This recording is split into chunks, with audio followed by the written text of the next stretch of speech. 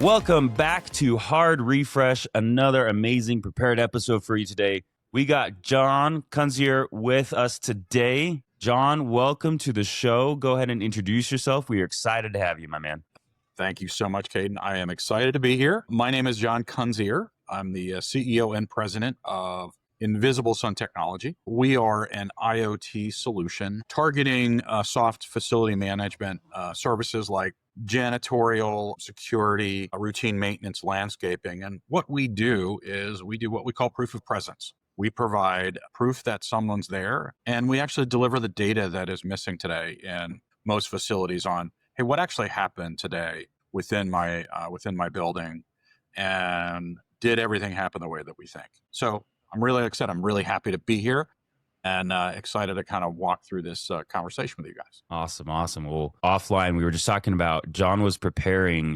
He said he has some interesting stories in his life. So he's prepared 2 truths and a lie for our kickoff today. So let's dive into that. Now I'm a little nervous. You should all be. Good. And again, I have no hair and I think I'm old at this point. I think that's what's happening. I've got a long life that I can actually pull from. So I wrote these down. Let me start with the first one. Is back in the day, I had the opportunity to present to the Panama Canal Commission around a new project that they were doing, which was the Panama Canal extension, the option 1. Option 2, I, back a number of years ago, walked the entire Appalachian Trail from start to finish. Took me about a month and a half to 2 months to do. I lost a bunch of weight. Now I put it all back on, but that's another story. And the last option you have is I'm a former Division I volleyball coach and had some famous siblings on one of my teams. So you guys tell me which one's Wow. which one's not. Okay.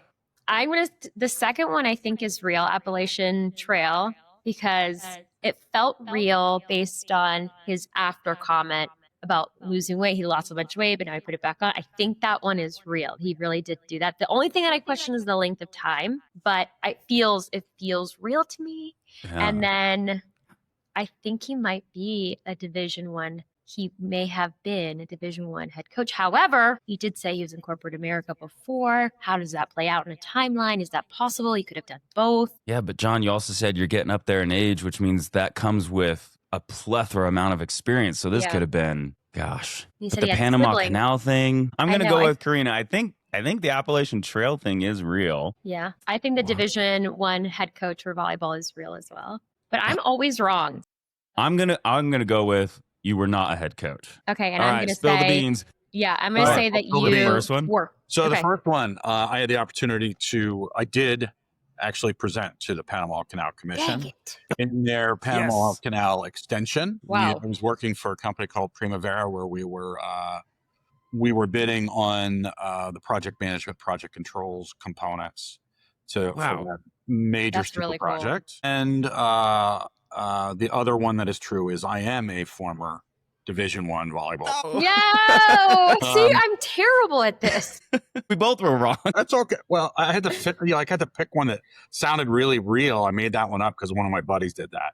And it took about a month and a half. So the story was connected. You knew the details, and the way you shared it, it was right there. And that's where, like, how long is the Appalachian Trail? I don't have freaking idea. Like 1,000 miles. And it was a buddy of mine named Todd Trimmer who is a bit older than I am, and he literally walked it. And you would watch the photos of him as he kept going, and he just kept getting smaller and smaller and smaller. Shout out to Todd, who was an amazing guy. But yeah, I was a coach at LaSalle University for 4 years back when I actually did have hair and I could jump out of the gym. And the sibling was a girl named Shea Bryant, who had a very famous brother named Kobe Bryant. Wow. I met Kobe when he was 15 years old. Unbelievable.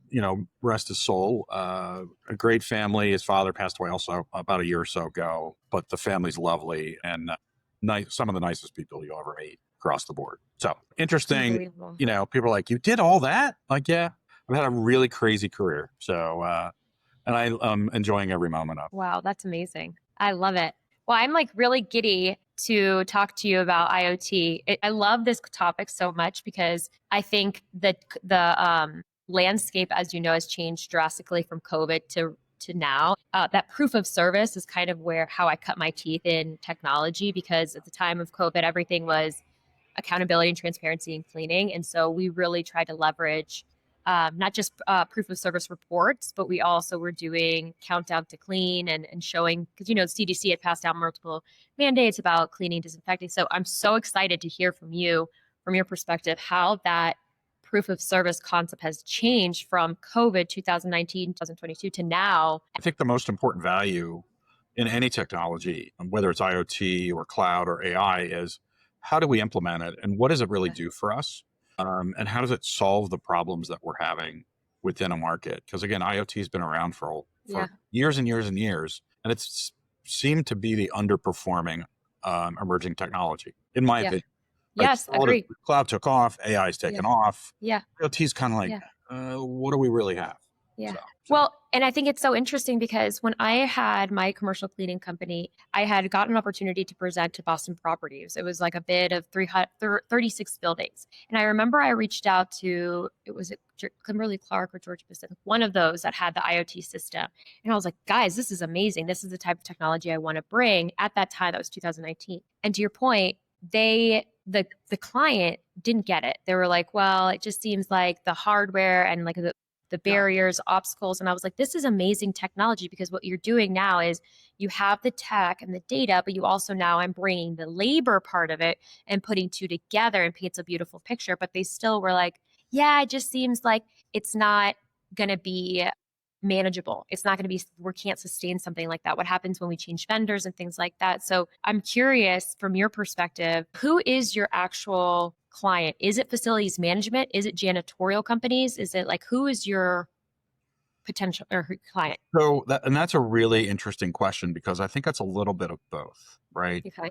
Where we are looking at either the client or the real estate company, and I'll, like a JLL or a Cushman or really, part of our target market, where we're saying, okay, how do we control what's happening in a building? And that's what they're responsible for. Yeah. And they're saying, well, how do I know, in your example, the 36 buildings, how do I know that the bathroom on the second floor in building 5 actually, got cleaned today? Right. And really, that's when we start to look at folks that are having a large portfolio of properties or buildings, are saying, I really want to make sure that that's being, the scope is being executed. Okay. We are actually having conversations, though, with facility companies, usually the larger ones like an ABM or a company, where they're saying, look, I've got a large portfolio of buildings and I really need to understand what's happening within those. And I've got a facility manager that is targeting that.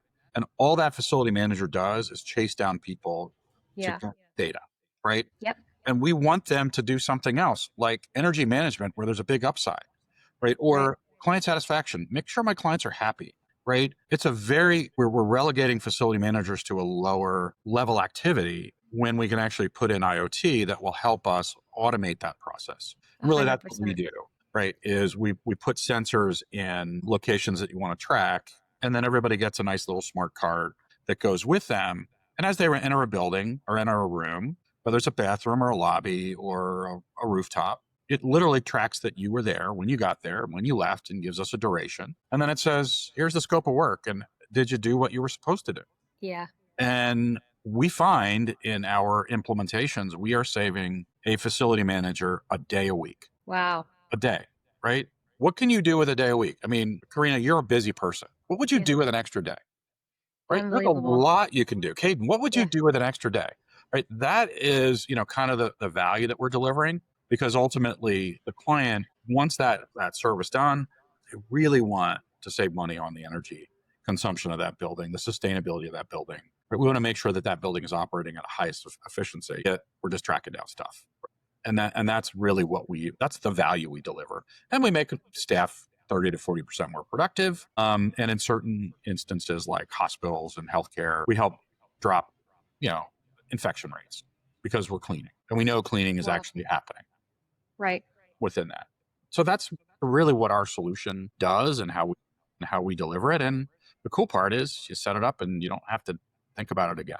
It just does it. Well, but I think that you touch on a really interesting part of this, right? The sustainability. We had a couple clients in DC, Washington Harbor, right? And they had, because of the DC mandates that are being passed down from a sustainability initiative, they have to produce these reports to be able to show what they're doing. And so, to your point, having that type of technology, and we've said it time and time again, really does help with proving that case and meeting those mandates, because some people don't have the luxury of electing to be part of a sustainability movement. They have to do it to ensure that they're compliant. So I do think that the sensors, the IoT in general, paints a really nice picture for compliance and for sustainability. So I always have this not this push, but I always try to get these companies to think through how to expand past your typical sensor. And IoT really does give that amount of data that, to your point, you have it there. It's not set it and forget it, but it's there and it's capturing so much information. And what ends up happening, I don't know, John, if you'll agree, but once you see data, then your brain starts to kind of unlock, oh my gosh, this, I didn't even know that was happening, and this, because you're having a dynamic relationship with data instead of a static one. Yeah. And it allows you to be inquisitive, right? I think one of the things that good managers do is they don't pass judgment, they ask questions and they inquire. So let's take in a scenario, right? So we literally will produce a daily compliance score. Say, how do we do today, right? And or how did we do yesterday, depending on whether it's real time or near real time. So, right. So we can begin to look at it, and then we can also begin to look at that data across a trend, right? Now, we're not talking AI yet, but we're really talking about just trend analysis. So let's take a scenario. On Friday afternoon, the folks that are cleaning the bathroom are spending only 5 minutes in the afternoon cleaning that bathroom. And everything else is perfect except Friday afternoon. Now, an inquisitive manager would go in and say, I'm going to go ask some questions why we're consistently having Friday afternoons where we're not really complying. Well, the answer is nobody's in the damn office. Excuse my language, right? Yeah. So we don't really have to do the normal amount of work on a Friday to make sure that bathroom is what it needs to be, right? Because we just don't have the occupancy. So what would a smart facility manager do? And say, look, that's the trend. We'll go in and check it if we have to. Here's a second task that you can do that we've been wanting to get to, right? That we haven't been able to get to because we are fully optimized, fully utilized, right? So now it's allowing us not to, use it as a hammer against people that, hey, you're not doing the thing. We're starting to identify the gaps in our thought process, in our plan with real data. So you can go back to the client and say, hey, guess what, right? This is what we're doing because of this. And now that thing that we talked about, we can't get to, we're now getting to. Right. And that to me is the value of IoT. Everybody kind of looks at things as a negative, right? We're monitoring people, we're watching what they're doing. Like, no, we're helping them, right, do a better job. That's really 100%. What we're helping them do. And I think that's really what I want our clients to think about, right, is how do we actually make them more productive? And if you're a janitorial company, that's great, right? Because productivity is everything. And if you have a solution that there's 0 to no training required, it's really easy to implement with, let's face it, a lower cost staff, right? Potentially that staff doesn't speak English or English is a second or third language for them. So again, those are the elements that we want to begin to look at that technology, and a good implementation of technology allows us to make those decisions pretty easily. And it's easy enough for somebody to implement because we've all been around technology that it was not easy to use. And it usually fails. Well, being Peruvian, right? I've grown up in this industry, and one of the things I'm very mindful of, because I've built technology with Pioneer, I built technology when I sold the technology to Pioneer. I always wanted to humanize the technology in a way that it felt, to your point, you are empowering the people. Because a lot of times what happens, John, is when we're on site, and I've had multiple conversations, there's an enormous amount of fear that our community, the Hispanic community, feels when it comes to technology, because they feel like they're going to get replaced or tracked. And so to kind of have this narrative of to have a narrative that shows them this is a tool to help you, to empower you, does change the way that you interact. And I think human behavior becomes incredibly important when you talk about this type of technology, because, and Caden, I don't know if you'll remember, when we talked to Rob from Washi, he talked about how when you go into a restroom, you really are only using the first 3 stalls, right? And so, and again, I've cleaned buildings. I know exactly what this like the rhythm of coming in and checking which, and you're kind of, you're not replacing the entire roll. You're actually just taking the one that the stall that it wasn't used and switching it out. So there's a lot of like human behavior elements into this. And so from your perspective, I think how does the IoT really start to understand that there's a human still, like you can tell me my scope of work is cleaning the 5 stalls, but I know better, to your point about traffic, that no one's here on Friday and that they're not going to use the first 3 stalls. They're only going to use the first one, right? So how do you guys, is it just a matter of being involved with the reports? Like how do you kind of work through the human aspect of it? So let me give you an example of something that actually happened. So this technology is implemented in the largest healthcare network in the UK. Okay. Wow. We are actually managing all of the cleaning in a number of hospitals in the UK. And they had been trying for 2 years to justify adding more cleaning staff. 2 years. And, again, if you've ever been in a situation where you are understaffed in any capacity, whether it's, in a job in a facility company, whether it's a technology company, you name it, it is hard to manage, right? You can never get ahead because you just don't have enough hands, right? So we put the technology in, and in 2 weeks, we justified the headcount because we were showing the full utilization. People were doing their jobs, right? Love it. The teams themselves were like, thank God we finally have Yeah. a way to communicate what we've been saying for 2 years, which is we are totally understaffed. We can't get to everything. And now I can now put in two more headcount, Yeah. 3 more headcount Yeah. to solve that problem. That's the value when we start to look at the technology, because Yep. again, you've got a community, and I'm again, I've never worked as a cleaner other than things that I do locally, right?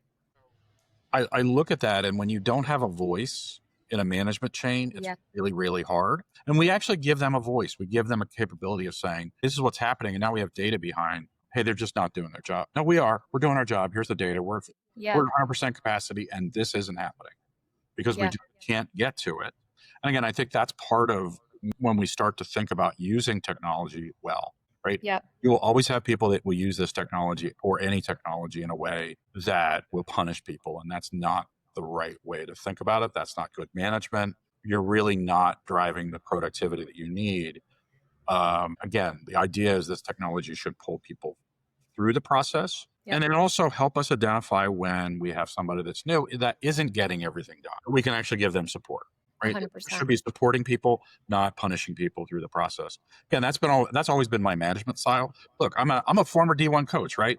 My job is in that role was to get the most out of a diverse group of people. And some were superstars and some were, supporting players, but everybody had to work as one to make all that work. And that's really the thought process we should have when we're thinking about technology. 100%.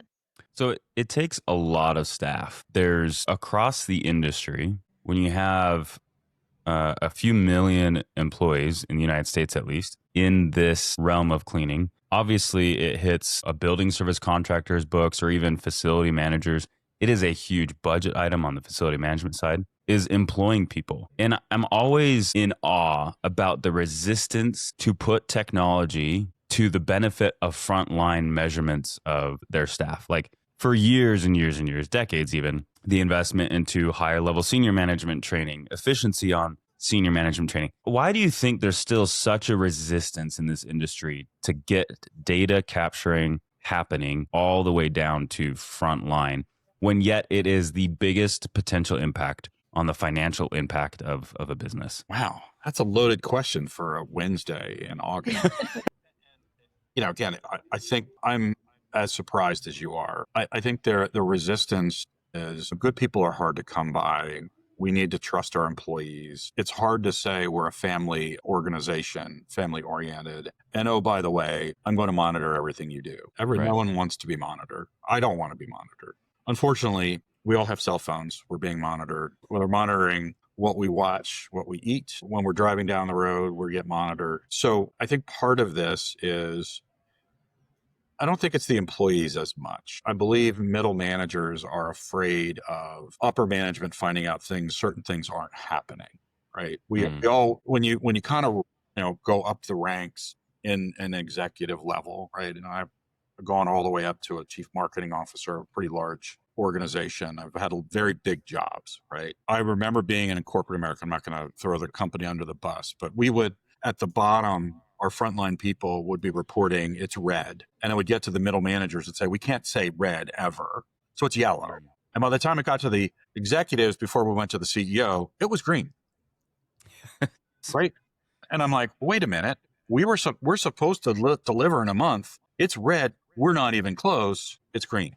Don't care. You're gonna put something out. It's not what we want. So I think there's a reluctance to create that. There's a lack of honest communication in certain, as you kind of go up the chain. And I think that's part of the conversation that happens from there. I'm sorry, Karina, go ahead. No, and I was just going to add to that. I think honestly, guys, there's a sense of like, and again, I've cleaned buildings. I know exactly like las jugadas, right? Like the plays that you have to make to kind of make things work, because unfortunately, the reality of the cleaning industry, that the first thing that gets cut is always the labor, is always the people, it's always the hours. And so we do our very best to allocate, to hacer esas jugadas, make those plays so that we can still deliver a service, but we also can do right by our people. And so to have, and it's not wrong, it's not right, but that's just the reality. So when you start to come up the layers, they're so far removed from the actual realities of what's happening on the front line, because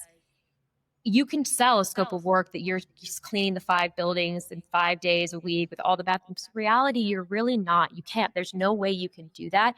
And so you have to get really comfortable in the front lines to making these moves, making these plays. Like, okay, I can do this. And if middle management or even executives really knew the amount of strategic moves that you're making from a managerial perspective, it would change the narrative of the cleaning industry. And so I think that's kind of where it's not so much of like, you don't want to empower this level, but it's, if you start to unpack that jugada, it's Pandora's box.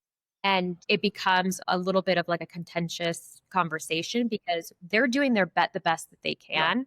And it's unfair to require them to do X, Y, and Z and then get monitored all the time.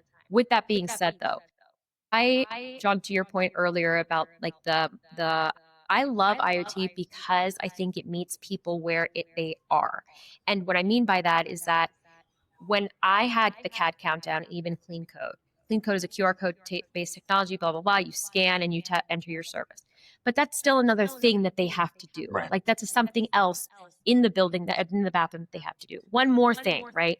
And so what I love about IoT is that they're coming in and they're just doing their job.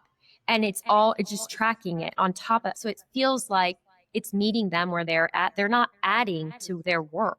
It's a matter of just supplementing, right, the data and the IoT to the actual labor. So I think that's what I love about it. But there is always going to be a fear of, well, there's a lot of stuff that we do, candidly, that I've done that you just have to. You're running these accounts, you're doing your best. You don't want to lose quality of service. You also don't want to lose the client, but you also have to do right by the people. So it's this really tricky paradigm that you're facing.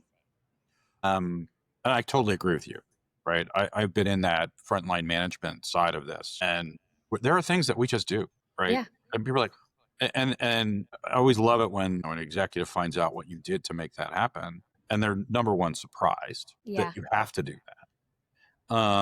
And I've had a number of occasions where like, why are you guys doing that? You need to come to us. And that's part of this open communication that needs to start to happen, where you're saying, because if we think about it, if we know that we can do only X, Y, and Z, but we're being more productive with IoT, my people are being more productive because I'm really taking something away from them. They don't have to do all the logging and tapping and with an IoT solution. Right, so I'm making them more productive. That should flow all the way up to our bid process. Yep. If I'm a janitorial company and I don't know what your margins were, and I always look at industries based on margins, right? So if my margins in janitorial are 4 to 6%, right? I don't have a lot. Those are skinny margins, right? I don't have a lot of wiggle room to make a mistake, right? That's a lot of services, whether it's construction services, facility services.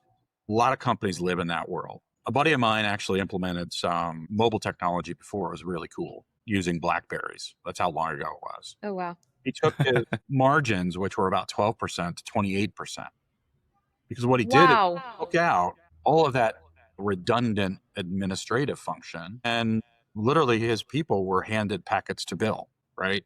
That completely changed the way that they did their process. So when we think about these elements, right, these challenges, this friction has a cost, right? But if you think about every time that you have a bit of friction throughout a process, that is your margin leaving you, right? That's your gross profit leaving your company. So we need to figure out how we eliminate those things, whether it's uncomfortable for an executive to find out that these things aren't happening. But you know what? I'd rather tell the executive these things aren't happening up front so that they're prepared and they're not surprised, versus having them find out from the client that these things aren't happening. That's even worse, because we know that then everything goes downhill from there.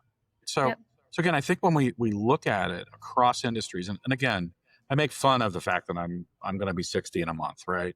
I make fun of that, but I've seen a lot of things over a lot of years, and there's some really kind of common truths, right? Common truths people do, most people, regardless of what they do, try to do a really good job, right? They work really hard. They do the right things, right? What we do gets watered down as it goes up, right? And every time someone touches it, it becomes less profitable to do it. So we can address those common things with that common understanding that your staff that you had as a cleaning company, you hired them regardless of where they're from. They just want to work. They want to be respected, right? They want to be recognized for what they do. They don't want to be beaten, right, when something doesn't go well. And they want their opinions heard. Right. Because if you have an employee that's at the bottom rung and they can say, look, I can help you save 10 hours a week, 20 hours a week, 3% off this, you should listen, because that's important information as you go up that chain. And that's really what we're opening up, is that pipeline of information. That's what's actually happening up through that process in a bigger sense. Yes. But you think you touched on something super important in terms of like the actual bid sheet and the data that then can support that bid sheet. And what I would also add to that is that oftentimes there's, the janitorial teams have a lot of information to support changing the scope of work, right? The scope of work oftentimes is very archaic. A lot of them still include ashtrays. And so to be able to present to the property team, like, hey, based on this data, we should modify the scope of work, and we should also modify periodic work to show, because based on the traffic and the trends or whatever. But what ends up happening, a lot of property teams that I've worked with, they're like, we love that. That's amazing. Yes. But then the lease within those buildings, multi-tenant, you'd have to change that as well. And then that's where you get the brokers and all that, and then becomes super complicated. So I think it's a matter of all coming together from an industry perspective and saying, okay, we've got to do better, not just for the people, but for the entire narrative of the scope of work, what's actually happening in these buildings, because you're exhausting the labor unnecessarily. The buildings are so empty still. So why not use data, John, to your point, to show like, we don't really need to be cleaning 5 days a week these restrooms, because they don't get occupied. There's only Monday, Wednesday, Friday, which is typically traffic. So like, how does everyone come to that table and say, okay, let's do actually something about it? We're actually having some conversations with some space planning tools. So people are doing hoteling, right? Desk reservation, conference room reservations. So when you begin to look at saying, because again, a building is a living, breathing entity. On a Monday or a Friday, it might be pretty empty. But on a Tuesday, Wednesday, Thursday, it might be pretty busy. Right? You get a certain week of the month and it gets really busy, right? Or the end of a quarter, right? So, I mean, ultimately what we need to get to, or what we should get to, is this demand-driven cleaning where, right, where all of a sudden we know that, hey, look, there's 100 people in the building. They're generally on floor one. We're going to focus on floor one. We'll do all of the other things on the other floors. We'll, if we have carpetings to shampoo or whatever that the scope is, right? But we know we now have 4,000 people coming into this building on a Wednesday, right, for an all hands company meeting, and it's only on the third and fourth floor. Maybe we need to not do something on the fifth, sixth floor, on the first floor, and focus our attention on that demand that's happening on that Wednesday. So I think there's an opportunity for us to begin to look at being more dynamic Because Yep. now if I start to monitor what's happening, I can then modify the work order that happens in the morning and what we're going Yes. to do, and the validation that we actually did change that, and the collection of that data, and then that reporting, and that can resume back to the model that says when we have 4,000 people, here's the optimal facility staff that we need, right? Now, again, that's very idealistic, but very practical in the way that we could implement it, right? We could do those kinds of things where, again, Karina, to your point, right? We're still not at full occupancy on all of our office buildings. There's so much space. People are trying to make sure that we're staying within the guardrails. The best way to stay within guardrails is to measure. Right? The Yep. best way. If you're not measuring, you're open. Not a good idea, No. right? Yeah. If your speedometer is broken and you're driving down I-95 and you're doing 110, the cop isn't going to say, "I'm sorry, you're not measuring. I'm not going to give you a ticket." They're going to give you a ticket and probably throw you in the jail for doing 110, right? So we really need to look at that measurable item. If you're not measuring it, you're really not managing it. That old adage, I hate to say that, but if you're not measuring, 100%. managing it, if we're not managing it, what are we doing, right? And we're getting paid to do that. So What is your appetite? Because you said something really important, the integration piece of Internet of Things, IoT, right? What is the appetite for you to integrate with like a 2B that's a quality control tool that then the janitors are using, or access to come in and out of the building? Are you already doing a lot of integrations on site? What is your thought process behind that? again, I come out of a lot of the IT side of the world. Data should be integrated whenever possible. Yep. 2V is one that we're already talking to, which is even a simple integration in a way that says, I can send you an email if you can pick it up and do something with it. Yeah. That's easy enough. That's a simple integration. To, hey, I want to be able to provide data on time and attendance. We're doing that also, where we're actually pushing data over to a time and attendance system so folks can validate their pay, right? We actually we've done this in the Dubai airport, where we're managing the buses around an airport. We actually we're having conversations with a major manufacturer to manage their manufacturing equipment. So if we think about people, equipment is also a big driver. Oh, yeah. We're talking about autonomous equipment, and now I'm going to go buy, a vacuum from this manufacturer and a shampooer from this one. They're both autonomous. I've got 2 dashboards. Now let's put tags on them, roll everything in. We'll manage all of that so that we know what's happening. All of that should be going into a large database, a large data lake, whatever you want to call it. And we should be able to start to apply, at a minimum, and ideally AI against it. So the AI can actually understand and build a model on the performance of that particular building and find correlations and relationships that we wouldn't necessarily connect. So again, from a simple perspective, I want to integrate. I don't want to live in a vacuum. I want my client to say, I got this really good work order management system. I'm going to keep using it. Great. We'll backfill. We'll tell you what's going on. And oh, by the way, you can use their audit system to go audit what we're doing, so that there's one record for everything. And oh, by the way, here's the occupancy around that. We're doing a building in Arlington in September, where we're also adding, foot traffic. So we're not Arlington, Virginia? Yeah. That's I'll give a shameless plug. It's with Cushman Wakefield amazing. Hughes building, which is owned by, it's a George Mason University building. That's where I went to school. Well, it's their Sorry. new tower, innovation tower, and we're going to be going in and helping them with managing all of the soft FM, and then we're also going to be doing some foot traffic monitoring, because there's a dozen entrances to that building, from the street, from bridges, from other buildings, from restaurants. Very cool, because what they want to be able to do is show the owner, hey, this is, we've developed this property. It has a purpose. We want to validate that the purpose is being met.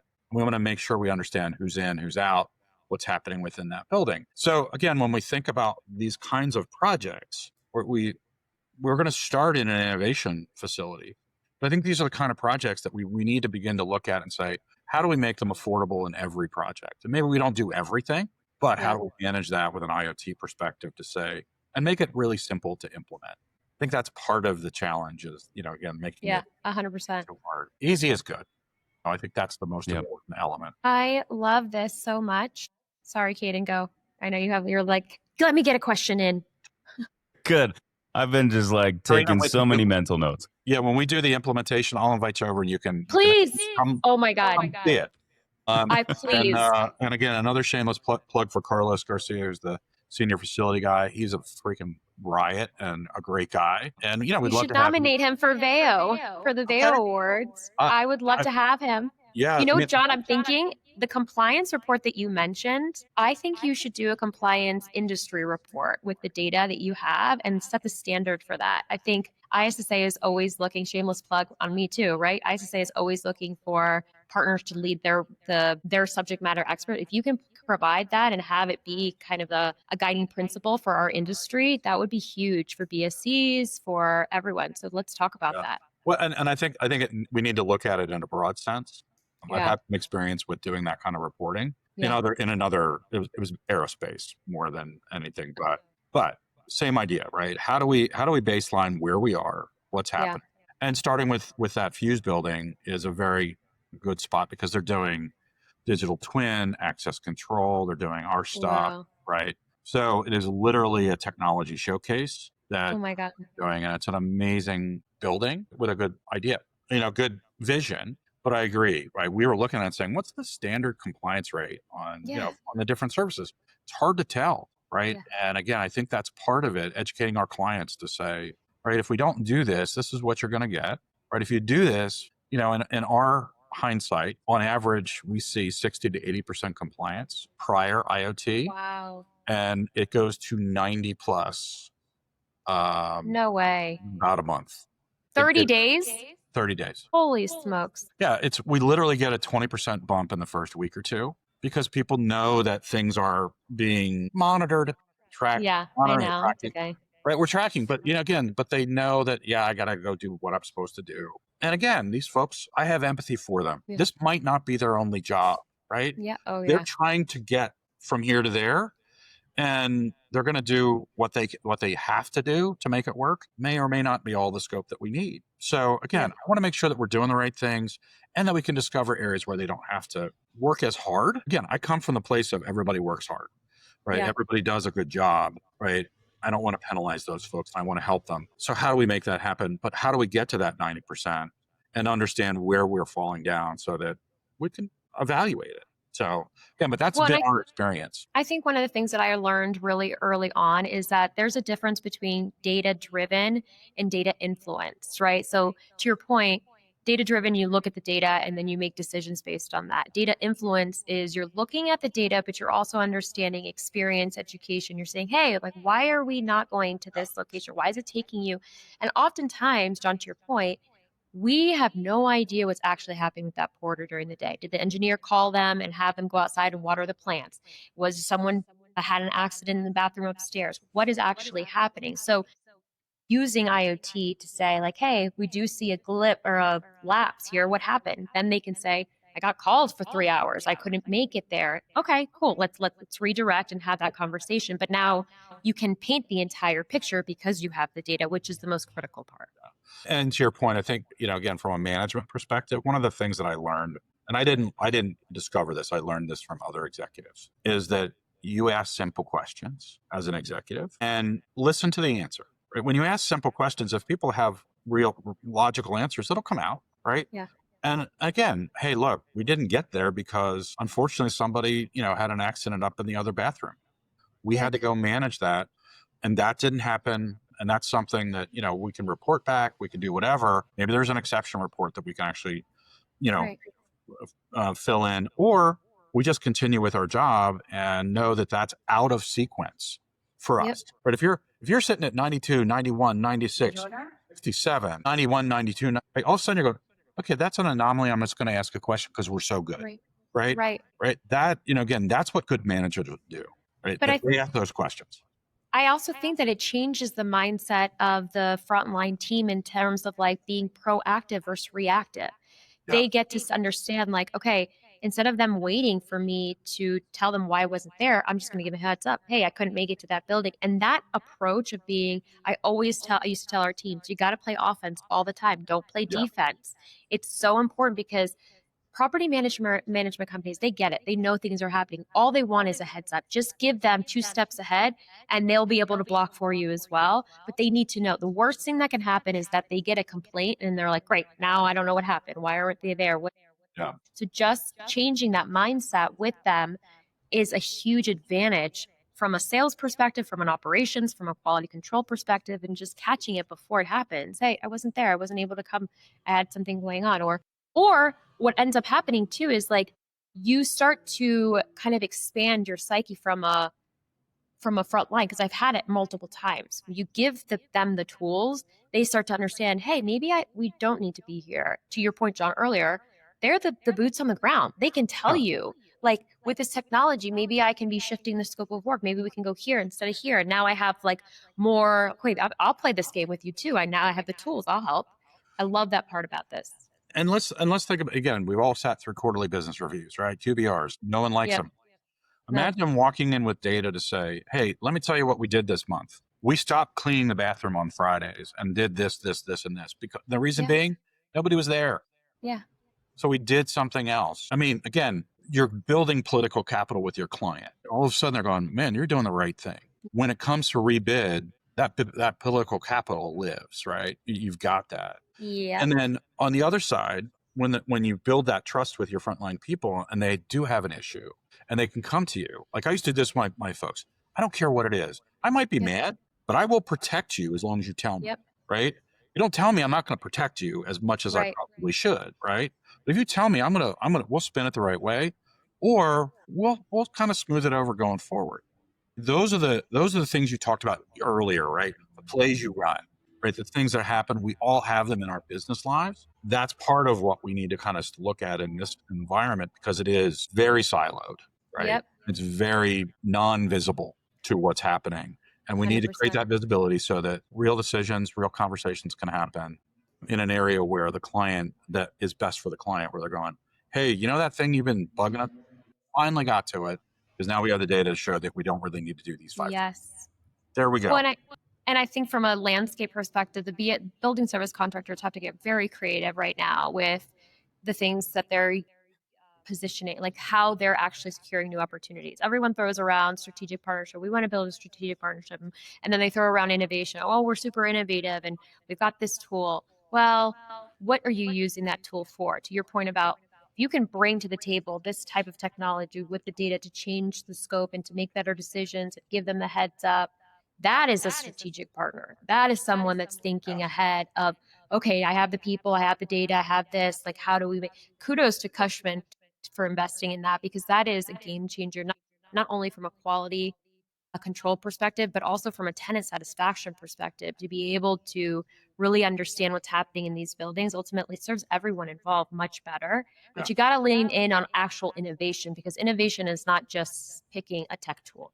It's what you're doing with that tech tool. And a lot of times it's with the data, because there's so much power in data.